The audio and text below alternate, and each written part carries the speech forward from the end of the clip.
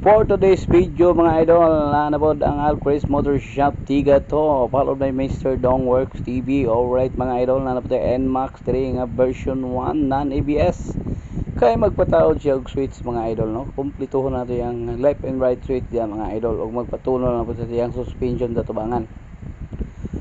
So mo to mga idol, wala lang istorya, no? Mikos na nato na diya, samtang na mikos na mga idol. Shout out tagiani sa Victor's Valley Tiga 2, Davao City. Alright, shout out sa mga idol. Thank you for trusting us. Listo siya. So mo to mga idol, no? Ato na lang gi-wiring pag-ayo diha mga idol. Mao na mga idol, ayaw jud mo agduha-duha og paayos basta wiring na gani mga idol, kay aron dili na mo matrouble sa mga kadalanan mga idol. Mao nang ayaw na gid mo pagduha pag maglangi na yung motor, mga wiring, no? Mga signal light, suga, bato, kay importante kay na siya mga idol.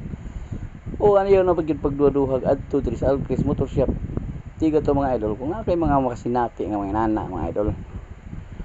So mo to mga idol, no? Ato na nag-i-install pag-ayo diha. Isod man jud na siya itaod, dili naman siya standard sa NMAX version 1 nga switch, handle switch mga idol. So ato na nagina siyang gitirahan og pina-bright ya.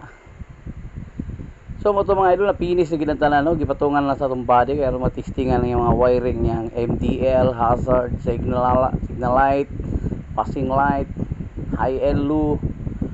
So mo to mga idol, ato na kompleto na niya mga orasa, no? Mo to mga idol, ato na pag-check ka pang switch, so kinisiga na magigya, no? Alright, left and right, pag-check ko sa body be nga. So mo to mga idol, no? Daghang salamat sa inyong pagtanaw, follow and share na lang po sa itong Facebook page. Bye bye, amping sa biyahe, walop.